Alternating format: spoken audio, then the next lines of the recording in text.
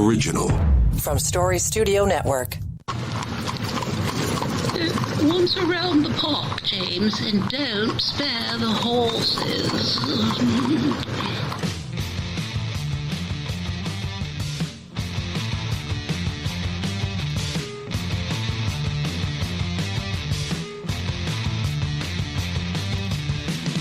Well, here we are. It is the 31st day of October.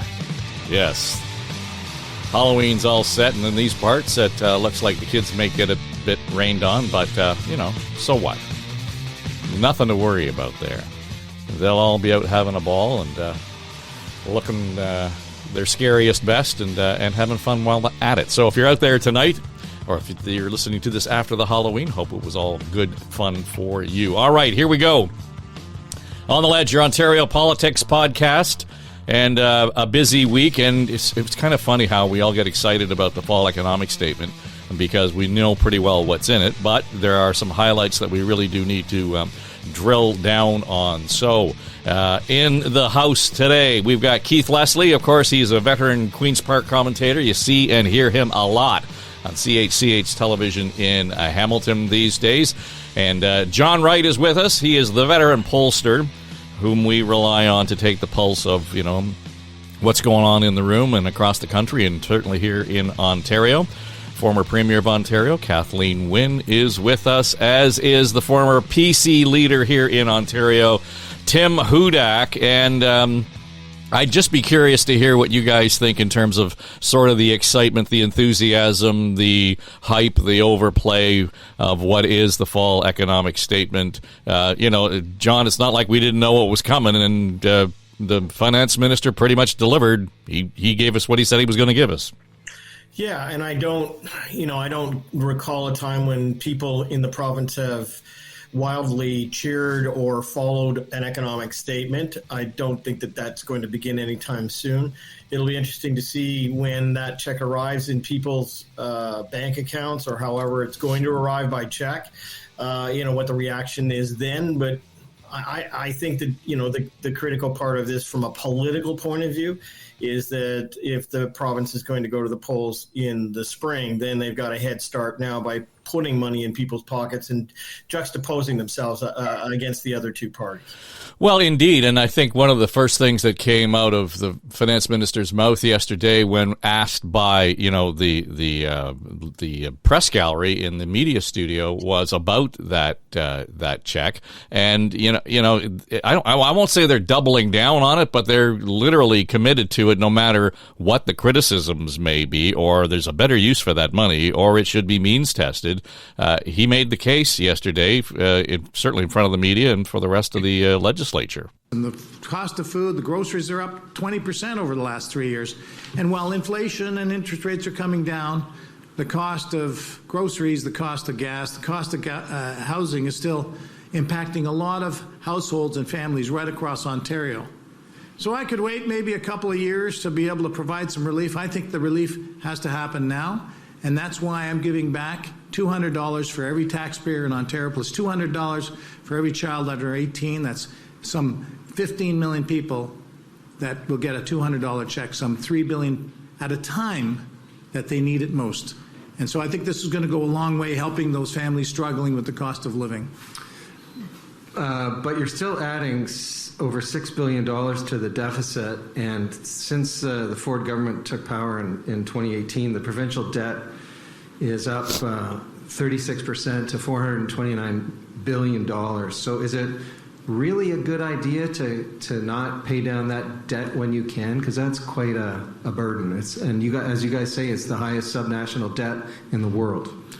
We're helping people at a time when they need help the most. And by the way, our economy in that same period you just calculated has grown by over $300 billion. So in fact, our debt as a proportion of our economy has actually gone down. In fact, we've seen the lowest debt to our economy in over a decade.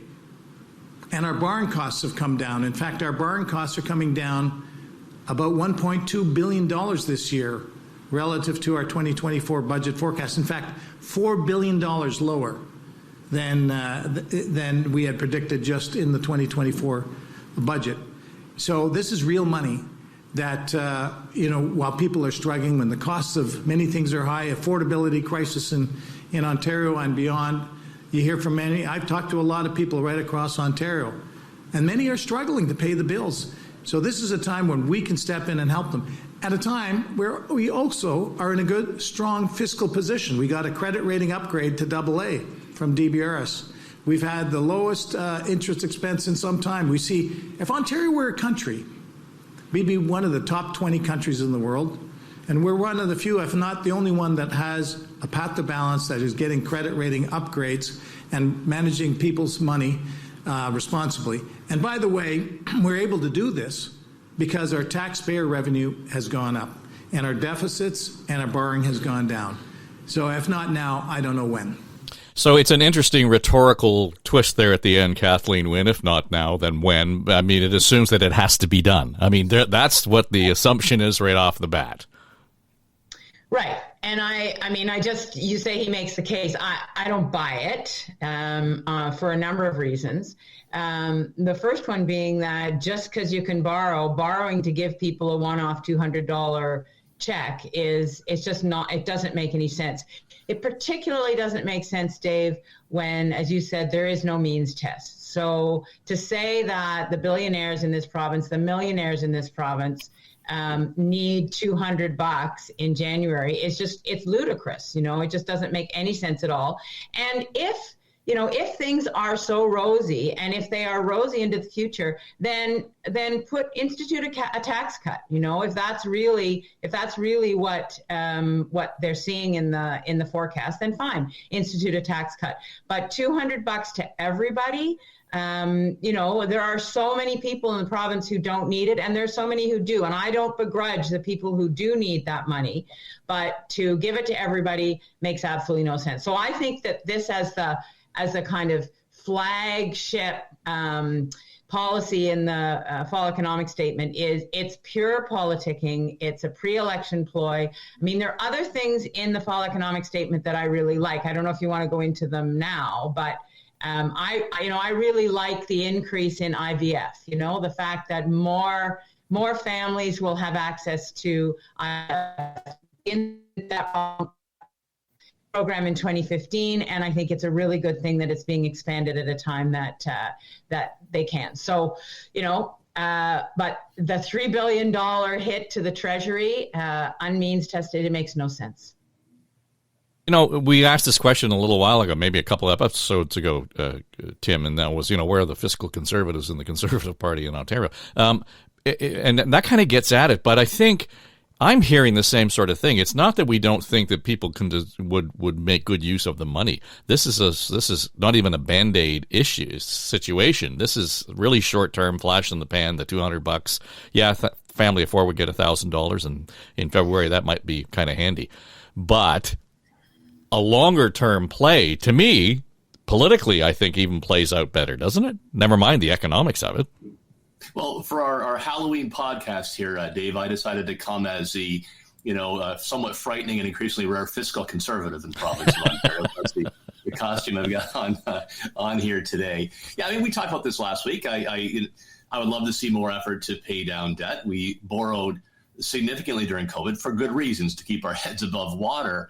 But paying more of that debt down, I'd prefer to see if you have a one-time windfall, as the minister talked about, from higher HST revenue due to inflation. And secondly, I'd target tax cuts, probably income tax cuts and business tax cuts, to encourage long-term investment and job creation. All of that having been said, that this is a measure that is achieving really two things. It's a very popular initiative. A family of four, $800. You're talking real money here, right? Secondly, everybody's debating it. It has become a focus point with everybody else on the other side, whether they would tweak it or not do it at all. So it's working, I believe, politically.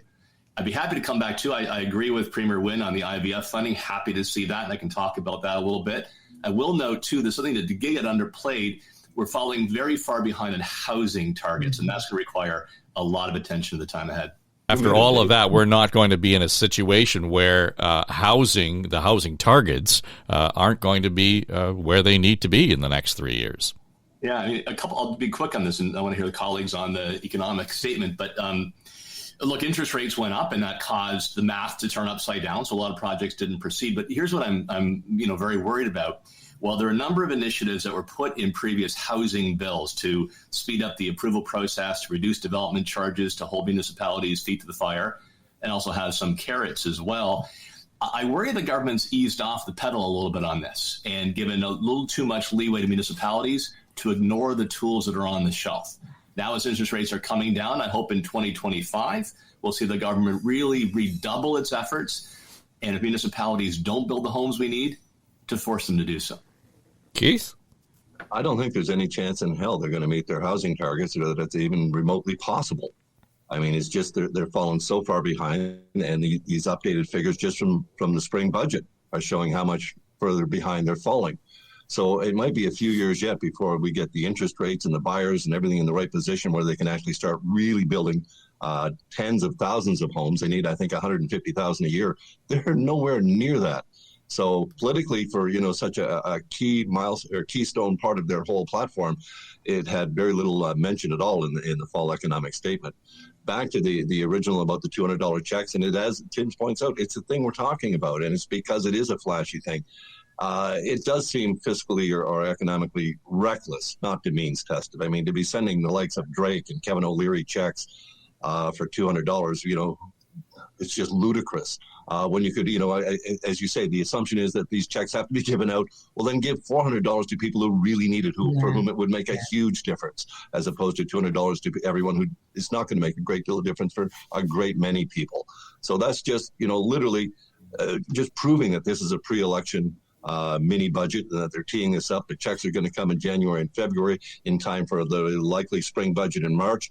As many people pointed out in the fall economic statement, next year the projected deficit is $1.5 billion. Gee, what's the economic reserve that they set aside? $1.5 billion. So it sure looks like we're going to get a balanced budget in addition to those checks coming out. So I think that we're seeing them definitely positioning themselves for a spring election. But as to the point, it's good thing to see Tim show up here as a fiscal conservative, because the Ford government, adding over $100 billion to the debt, despite the pandemic. I mean, they just keep spending. They had $6.9 billion in extra revenue just since March, and they spent $5 billion of it right away.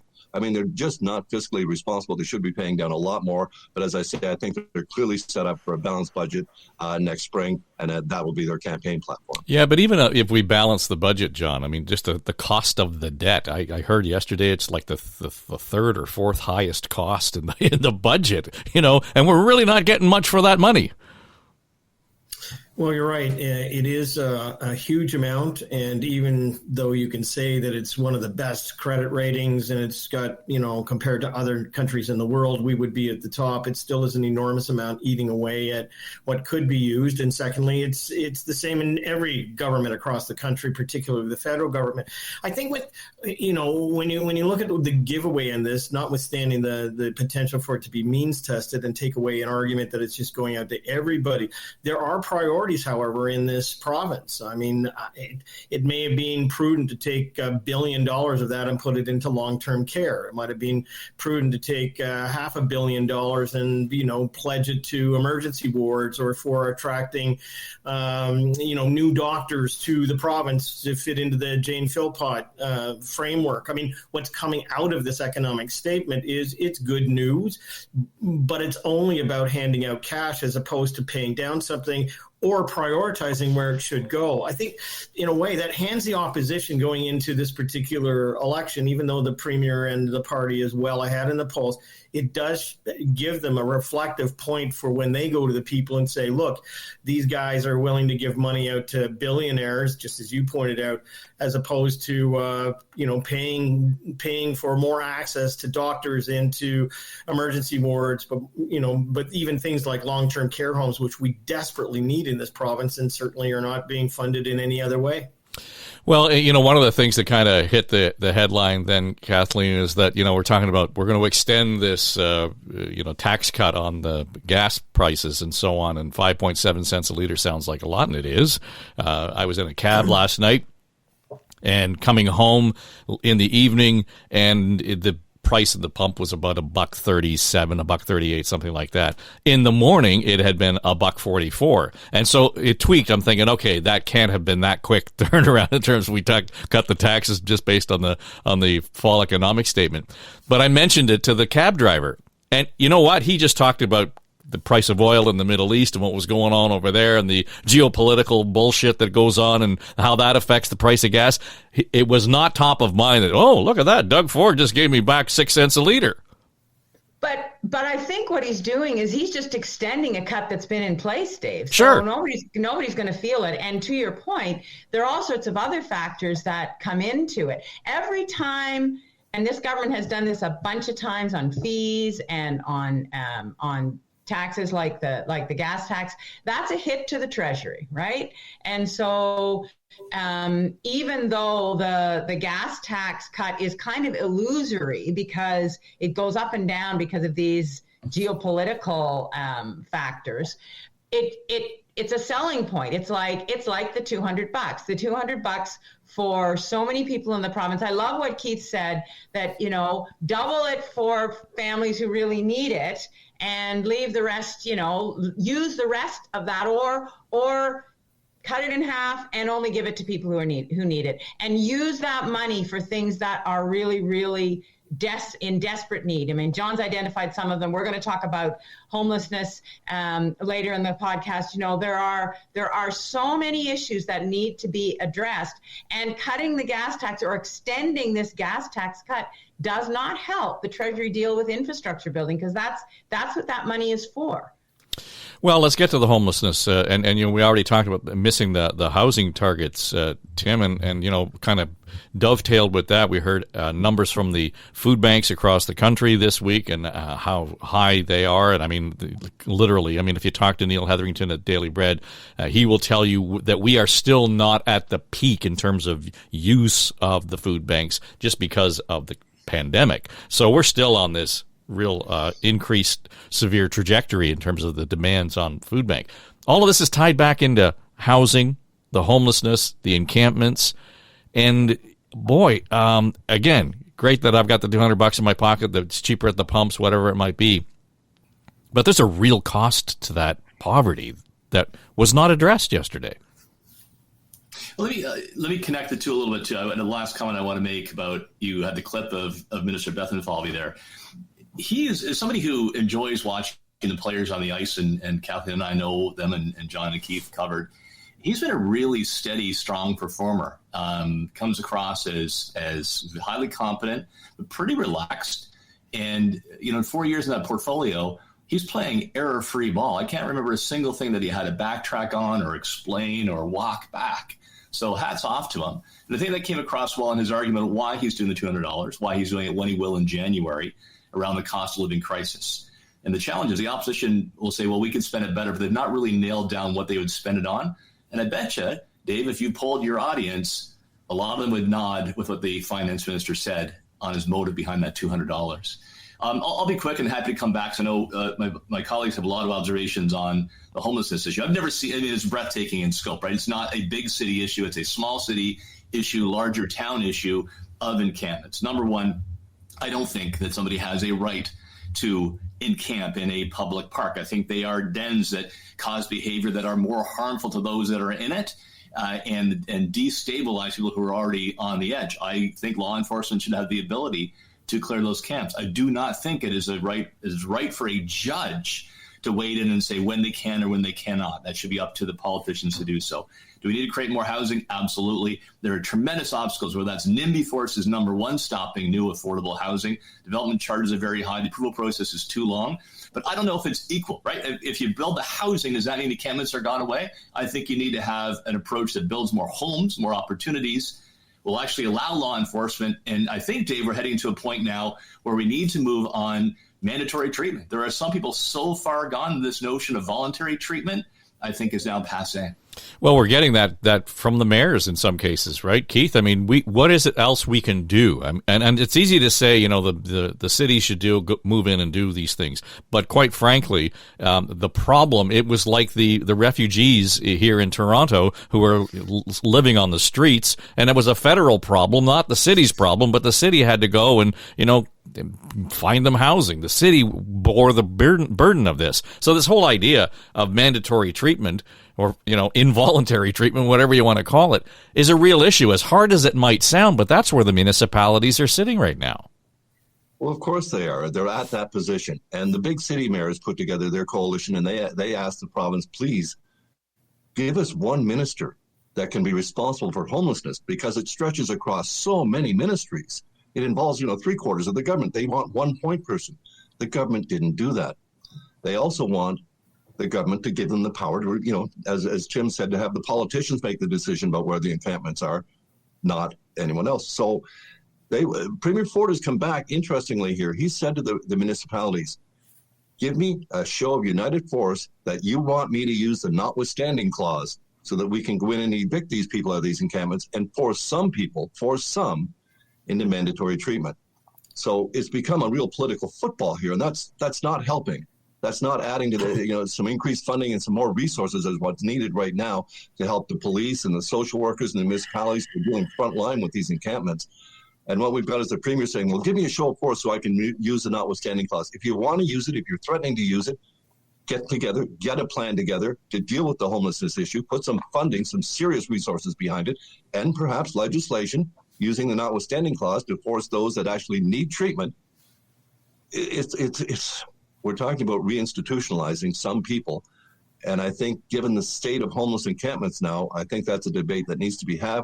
Then a lot of people are going to say that despite the horror shows that we saw with institutions in the 60s, 50s, 60s, 70s, and even the 80s, that we need some back. John, I just bristle though every time I hear notwithstanding.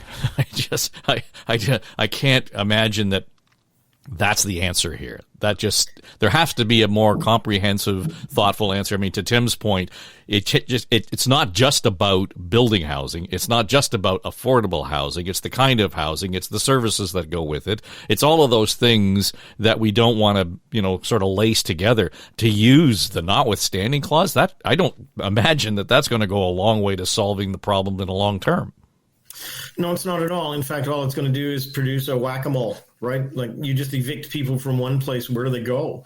And you're right. The people who are in these encampments are in some ways, you can range them from destitute to mentally impaired to simply homeless. And they literally have nowhere to go. And this is an issue which is affecting every major city across the country, whether you're in Halifax or Vancouver. I mean, you have large populations now which are occupying public space, which may annoy some people. But what I also find I would think disappointing in all of this is that we do have issues which straddle all kinds of different levels of society. And I go back to things like long-term care and demographics, which are moving in a very direct way to an older society where we have healthcare burdens that are going to be incredible by the year 2036. I keep saying this, and you can see it. We have issues where people are in need of assistance because they're living in places like that. I mean, you can't even take a place outside of the city and have an encampment of it, because then it's just going to turn into a refugee zone. But there's no apparent bridging to have a discussion about this. Wow. I mean, does it take an institute to be created in order to come up with a think tank approach to this? No, I mean, you could do that. But if this is common to all of these municipalities, I mean, I would think that showing the leadership to come to the table with some kind of prepared solution with this to give some guidance for everybody. That's what's needed, not some eviction notice for everybody, because once you send them out of that park, they got to go somewhere else. And even if you write them a ticket for $400 for blocking some intersection in downtown Toronto, it's not going to get paid because they don't have the funds to deal with it. But I find it remarkable. We do have some challenging issues demographically and from a societal point of view, and there seems to be no place in order to bring the people together to come up with an adequate approach, especially when you've got those situations happening in almost every major city across the country. Well, Kathleen, there's no political currency, it seems, in actually addressing this problem. I mean, let's be frank. Well, Okay, so what if Peter Bethlenfalvy, instead of saying I'm going to give, $200 to Galen Weston, what if he had stood up on Fall Economic Statement Day and said, okay, we're going to take $1 billion, and I don't know if that would be the number, but we're going to give $1 billion in $200 checks to people who really need it. And then we're going to take $2 billion and we're going to sit down with municipalities and we're going to look at the options. So there are shelters. Shelters are an option. Winter's coming. Something's got to happen. We're going to look at where shelters make sense. I don't know in Hamilton whether there's a need for, some of the existing shelters to have more support. We're going to look at where we can get housing, where there's housing that has started, where we can speed that up, expedite it, and get people into housing that works. We're going to work with the people who do tiny house neighborhoods. There's one in Waterloo that is, it's garden sheds. There's one ready to go in Toronto. I don't think they've got the funding yet. And those are like shelters, except people have a place to go where they can lock the door, and there are also the supports that you would get in a shelter. So there are wellness checks, and there's food provided, and there's clothing support, that kind of thing. So there's a basket of things that could be done, and I really think, you say there's no currency in terms of, or political will in terms of getting this done, but I really believe, Dave, that if the finance minister had stood up and, we're gonna put in place this Marshall Plan, here are the things that we're going to look at, here are the people who are going to lead it, and within 6 weeks, we're going to have a plan. I don't know whether that's the time, but that's when it's going to start to get cold. So I think there's a lot that could have been done, and it could have been done with some of that money that's going into Galen Weston's hand. Yeah, Tim, it becomes this whole, it's easy to sort of stand there, and I've had this conversation with the mayors. I mean, you're right. In many cases, the municipalities get in their own way on these things. So, where does that sit? I mean, it's easy to say, the province is going to step in because bike lanes are a problem for congestion. Why aren't they being more assertive on this file? Because they don't care. I think it's coming. Reading tea leaves, I think it is. I think it is coming. I'm smiling. It's funny how Galen Weston, the Weston family, and Loblaw have become the Darth Vaders in province of Ontario. He says he's a billionaire. He's a stand-in for the billionaires who are going to get $200. That's the only reason I'm using his name. Poor Loblaw has taken a shit kicking over the last couple of years, right? Like Tim. Just because he wears a sweater doesn't make him a nice guy. He's a super villain. I could use your name, Tim. Or you probably don't. Oh man, I wish I was in that wealth class. I need the $200. You kidding me? So I think it's coming, Dave. I think this has emerged enough as an issue. Look, when I was CEO of the Ontario Real Estate Association, we did a survey in Belleville, and we did some in London, and the major issue that came up was actually homelessness and public safety and fear of crime in these cities that never would have had anything like this problem in the past. So I sense there is that momentum. I think it will involve on the law enforcement side. It may involve the notwithstanding clause because of the judge's ruling in Waterloo, which was overreach. It will have to include something on the housing side as well. And I hope pressure on the federal government, because refugees, asylum seekers have no business being in our homeless system. The federal government needs to take care of those folks, get them into good jobs, get them trained, whatever is necessary. But they shouldn't be taking up shelter spaces that are meant for those who have no home to go to and have more complex needs. I will object to what Keith's suggestion was, though, with respect to a minister in charge. And here's the problem if you have a homelessness minister. They tend to not have, large budgets that they command or civil servants that they can marshal. They tend just to be a bit of a nanny to the rest of cabinet. They'll make speeches, they'll lecture, they'll put pressure, but ultimately they don't usually have the tools in the tool belt to get things done. So you need to actually have a strong minister with a large scope to take this over as the czar, or in combination with another that's health and housing. But instead, I would empower and hold accountable one of my strongest ministers to get that job I described done. And I sense it's coming.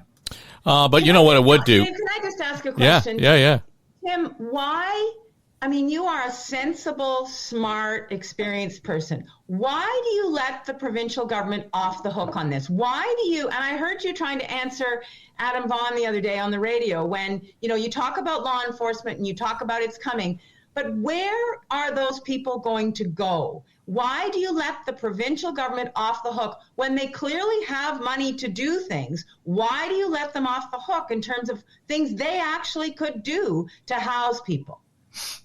Well, I don't think that's a fair comment. And I do think that law enforcement needs to be able to clear parks. I just believe fundamentally that people don't have the right to that kind of encampment.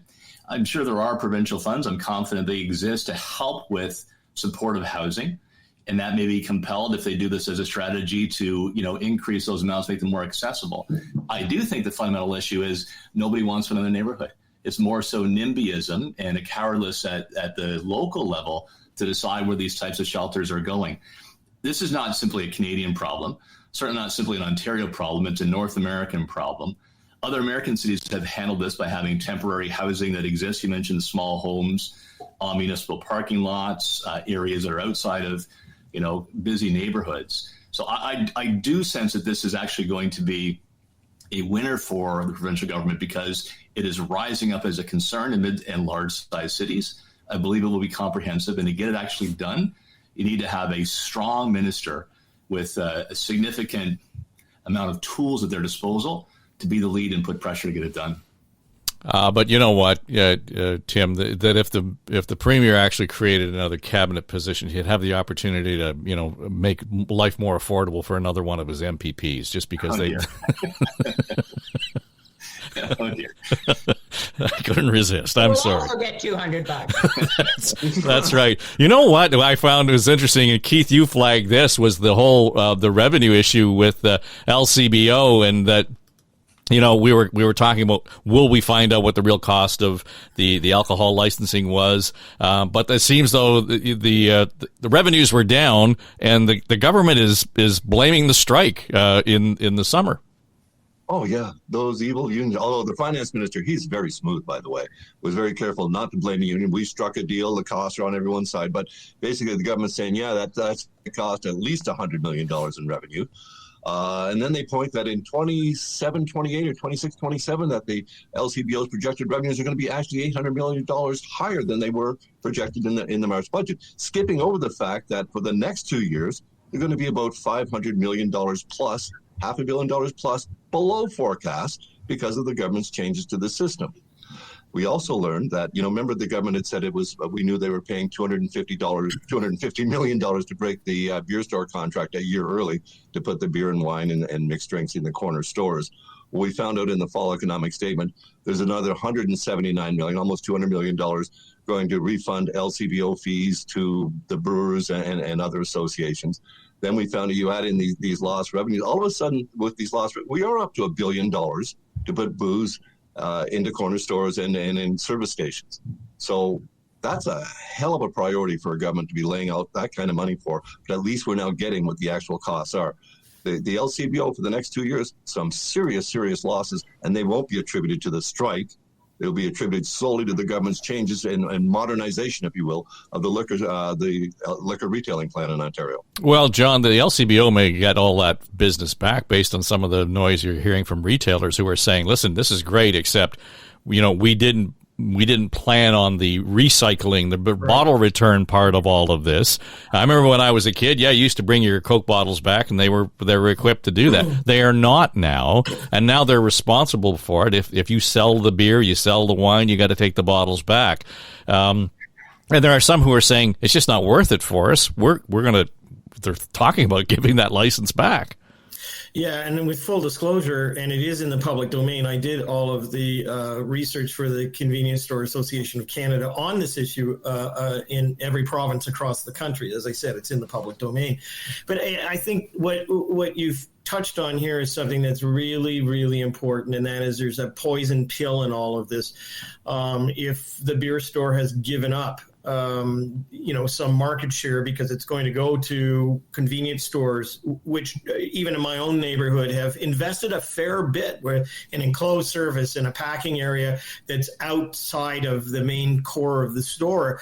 What you hear is of beer being just delivered and dropped when nobody is there. I mean, there's deliveries that are taking place when people are not around to actually take it into the store. It's being left on sidewalks. I mean, mean, I could be taken to task for this, but that's what I hear from some of the convenience store owners.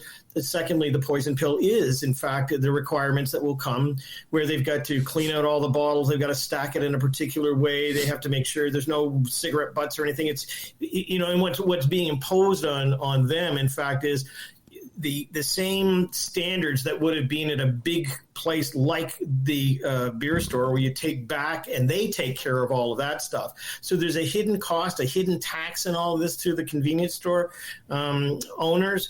And you're right, there are a good number of them now who are saying, I'm not going to go down this path. It's just not worth it to me because of all of the cost and expense that's going to be put into it. So in a way, the government may end up having another issue on its plate that it could have anticipated, and that is that there are a whole bunch of convenience stores who are going to close up that area of their shop and say, no more, I'm going to give it back. And then you're back to where you were before. But Tim, wasn't the simple answer to say we're going to do all of this and the function, among other things, of the beer store, not only to distribute some of it to various locations, is to take the empties back? And wouldn't that have been the simple solution? Sorry, the LCBO take the empties back? No, the beer store. They're already doing it. Why wouldn't we just let them keep on doing it? Yeah, I'm shaking my head with this, and this strikes me as something that I don't think that the minister or the premier were aware of when it comes to the rules are going to force onto some of these small mom and pop operators. I mean, look, I don't see it as much as I used to, but holy crow, the worst job you had after cleaning up after you had a house party was fishing the cigarettes out of, half-drunk beer bottles. It was gross. I can't imagine that they're going to have to do that for whatever comes in, from customers. Can I tell a quick story? Yeah. So, Andy Brandt, God rest his soul, just recently passed away, should be in the Political Hall of Fame. He had the most plum appointment as chair of the LCBO under Conservative, Liberal, and New Democrat governments. How he achieved that was incredible. And when he announced his retirement, Premier Harris was a guest speaker, congratulated Andy on all the increased sales, and then Harris paused in the line and said, but you ran a goddamn liquor monopoly. It couldn't have been that hard, right? And I just can't believe how often it seems to me the LCBO is screwing up. This policy does not seem well thought through.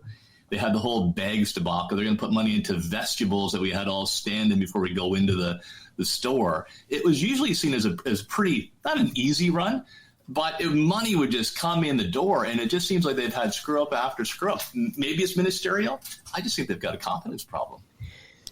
Yeah, well, and I think it's one of those things, Kathleen, when you start to talk about the LCBO, no matter what some of these snags are administratively or, how we're executing certain ideas or policies, I think the experience in the store, if most people look at it and say, I'm good with it, and they're okay with the fact that the money that's going to the LCBO is supporting government services.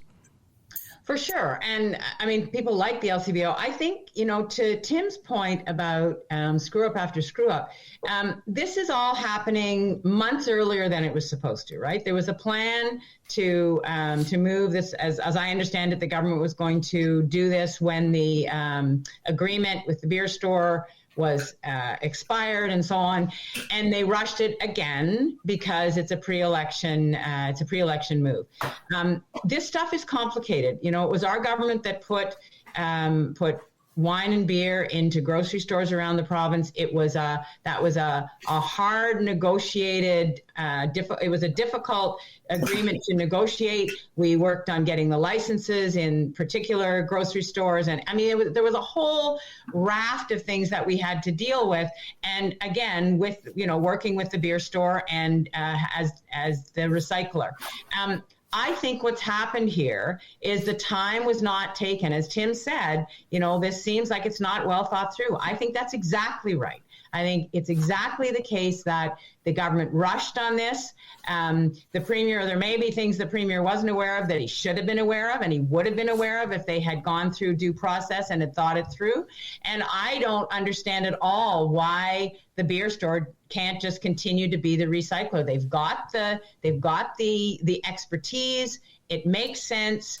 And I just think this is, if there isn't a reversal on this, then the implementation of the policy of putting beer and wine in these outlets it's not going to happen in the way the government thinks it was going to. Yeah, and I don't know that I'd be wanting to actually put up the post at the convenience store. We need butt pickers to join the staff. So. Gross. Gross doesn't matter how you cut it, right? Before we go, we will meet again after the day of the reckoning in the United States, and we'd be remiss if I didn't get your take on where we sit right now. Keith, as a reporter, I know you've covered both sides of the border. Both of us have. This is I would be so bloody frustrated as a journalist assigned to any of these campaigns, whether it was a down ballot campaign or the top of the ballot campaign. I can see it. You can hear it in voices where there is a why the hell am I bothering almost, because the storytelling just seems to be so challenging around good journalism in this particular campaign in the United States. Well, you can't even phrase a question without, well, you're showing your bias and you're nuts. You're a Trump dementia, or it's ridiculous. I mean, it's so difficult to actually get to the actual facts. You've got people that are making shit up all the time, and in front of tens of thousands of people. As you say, as a reporter, I don't know how to sort it out. I'm glad I'm not assigned to cover any of those campaigns. I mean, you look right now. Harris is being held responsible for something Biden said, but Trump is even held responsible for things Trump says. I mean, it's just so far off the beam. So as a voter right now in the United States, looking ahead to next Tuesday, I truly don't know how it comes down. I really think that they're correct. I mean, even though the polls show it's basically, a dead heat within the margin of error or whatever, that Trump performs better than he polls. I think he polls underneath. So I think he's got a real chance of doing this next week. Of defeating Harris, or the other alternative, and this is what I think most of us hope for, that an awful lot of Republicans say, we've just had enough of this crap, and they stay home. And I think that's the best outcome for most of us can see. But if Trump voters go out in numbers, if the Republicans all stay behind him at the ballot box, I think he wins. Well, John, I was geeking out on the flight to and from Halifax on the weekend, and I was listening to the Economist's podcast, right. and it was 2 parts on probability models, and I thought, oh my God, this is where we've gone. And I know you and I have talked about this in the past, but they dipped into the history of it, and it said for all intents and purposes, it's sport betting that's applied to politics. And when you look at it, you can say the New York Yankees were going to be in the World Series, and it was more likely that the LA Dodgers were going to win the World Series based on all of these factors and, the history of the players and so on. And we try to do that in politics, and it's taking over so much of the oxygen around this. So when people see those probability models, they're equating them with polls, and I wonder where your pollster brain blows up. Well, I think after doing this for, God knows, almost 35 years, I kind of check out on all of that stuff and go to ground. The issue with the American election is, number one, most of the polling that's done at the national level is irrelevant because it comes down to 10 states, and within the 10 states, there's about 5 that matter.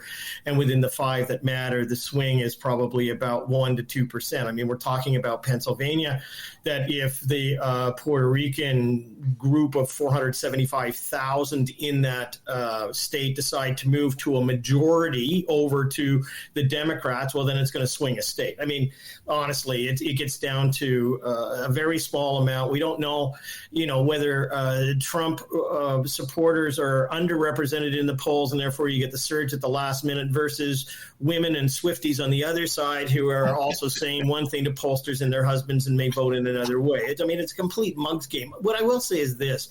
We're going to be into a dilemma for, a good couple of months because, as you know, we're going to end up with the vote that takes place between the time that the polls close to midnight, when most of us would be sitting there and saying, honey, it's time to go to bed. We'll catch the results in the morning. And a declaration probably by the Republicans that they have won because we're not over into California. Number 2, by the time we wake up in the morning, it may have shifted a little bit, but then we're going to have the 120 lawsuits that are already being proffered in the legislative system in the United States. activated so that, there's a big challenge to, who won and who didn't win. So the next phase will be challenging the voters' records, challenging the voters' machines, everything that we saw the last time.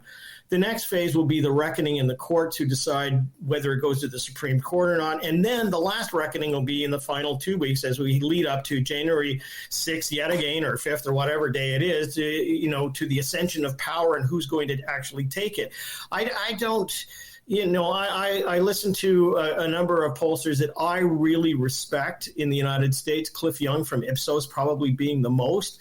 And even there isn't anything for sure except the potential backlash to Canada, where there's a support among both political supporters for up to 20% tariffs on everything that we have going across the border. So I don't think anything's going to be solved on election night. I don't think any probability model is something I would even listen to, because there's some hidden, Easter eggs in all of this. But I got to tell you, I think we're in for a wild ride for about 2 months, and I would sure buckle up. Yeah, Tim, I heard the phrase lawfare is what we're facing right now, and the number of it's not even the number of briefs that are being prepared to challenge certain things. There's already responses to the briefs, so we're so far down the road here on the integrity of the election already being called into question.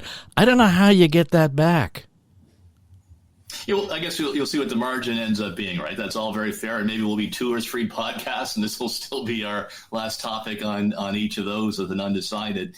But look, if I asked, what would we wager if we needed to? Look, I think the issue matrix actually favors Republicans in the states around affordability, a bad immigration system, and crime, and they all move well on the Republican side. When I watch the closing arguments of the campaigns, it seems like Trump's is more consistent, and the Harris campaign about calling Trump the fascist or unstable, I think people have already made up their minds. I'm not sure how many votes that actually moves. And I think the central weakness of the Kamala Harris campaign is that there's 2 basic questions she didn't adequately address. How is she different from Joe Biden? And secondly, how does she reconcile her previous positions, which are on the left side of the spectrum, with a more mainstream approach? Our panelist Kathleen Wynne did an excellent job at not being Dalton McGuinty. As the opposition leader that was ahead in the polls, I saw that dwindling away as people said, okay, she's very different in the way she approaches issues and what she wants to do. Harris has failed to do so.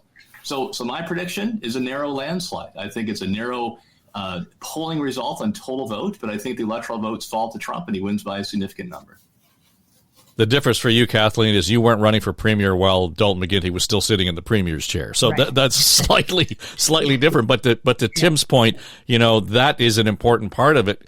But if the votes are already baked in, again, I'm just kind of looking at this from afar, but the analysis suggests that if Harris has any advantage, it's her machinery to get the vote out. And if it's that close, the margins are that close, that door knocking, that get the vote out, get people to ride to the polling stations is really going to be critical. I mean, in the absence of Elon Musk's $1 million van. Right. Yeah, I mean, the whole thing just makes my blood run cold. I just have a hard time imagining how the people of the United States would elect Donald Trump. And, to the point about the closing arguments, if you're Puerto Rican and you live in Pennsylvania and you listen to that comic at the rally who was chosen by Trump's people make that incredibly racist, horrible comment, I just don't know how you not vote for Kamala Harris. But I'll tell you guys, my son and my sister and I are going to be in Philadelphia this weekend, and so I'll report back to you next week. The election will be over, but I'll do a debrief on what it felt like. Yeah. See what's happening. Well, yeah, and I think that really that sort of that ground game that we talked a little earlier about Musk paying people to go out, and I would think it's a different dynamic rather than having passionate, committed volunteer. Here's $200 and go and knock on this many doors. I think the result slightly different, particularly at the messaging at the door. Yeah, and look, you guys made excellent points. The Democrats had a very strong ground game. I suspect they'll bring a strong ground game, but political parties are very flexible. They're very adaptable. A tactic that one uses pops up in the campaign next time around for their opponents. So I got to think the Republicans spent the last 4 years building up their own muscle on the ground game. Yeah, well, it'll be all good fun. So let's you guys make the popcorn, and we'll share it all next time we sit. So Kathleen Wynne, Tim Hudak, John Wright, and Keith Leslie, they are the front bench here on the Ledge, your Ontario Politics podcast. And by the way, I mentioned this last week that if you are interested in making a comment, you want to we've got the talkback feature now, so it will be in the show notes for this program and all the programs that we're running. So it's right there. The address is speakpipe.com and /on the ledge. So all you have to do is go to that site, you get to the button, hit start recording, you got 90 seconds, and leave us a flowery message why you think Tim Hudak's costume as a fiscal conservative was just knocking it out of the park this week. So let's do it that way, shall we? That is On the Ledge, your Ontario Politics podcast. I'm Dave Trafford for Story Studio Network.